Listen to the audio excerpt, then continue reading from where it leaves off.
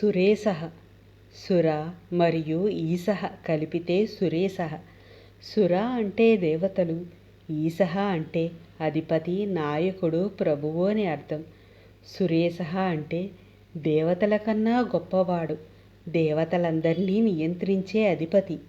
దేవతలు స్వర్గలోకపు శక్తులు, కానీ వాళ్లకన్నా మీద స్థాయిలో ఉన్నవాడు శ్రీహరి. ఆయనే సురేశః. ఇంకొక అర్థం ప్రకారం భక్తుల కోరికలు తీర్చేవారు చాలామంది ఉండవచ్చు, కానీ వాళ్లలోనూ అత్యుత్తముడు, భక్తుడి చివరి లక్ష్యమైన మోక్షాన్ని కూడా ఇచ్చేవాడు ఒక్క విష్ణువే. ఆయనే సకల ఫలదాత, సర్వేశ్వరుడు. అందుకే ఆయన పేరు సురేశః. శ్రీ ఆదిశంకరులు ఈ నామానికి 2 అర్థాలు చెప్పారు. సురాణాం దేవానాం ఈశః సురేశః అంటే సర్వదేవతల అధిపతి, దేవతలకే నాయకుడు. మరో అర్థం శోభనా దాతృనాం ఈశః సురేశః అంటే తమ భక్తుల కోరికలను తీర్చేవారిలో ప్రధానుడు.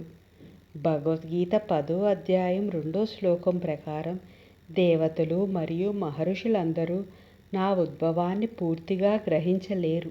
నేనే దేవతలకు, మహర్షులకు ఆదికర్తను అని భగవానుడు తెలియజేశాడు.